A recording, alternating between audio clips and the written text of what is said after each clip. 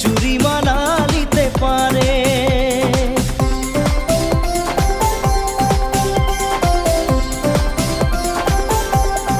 ও স্বপ্নাকের ঘর বানাবো বলিকে ছোড়ায় মনে মনে ভাবে, ছড়ির মন কিরকম ছোড়াকে ঠগিকে চুরি মানা নিতে পারে। ছোড়ার দিওয়ানা মন দিনে দিনে छोरीर जाले फासला,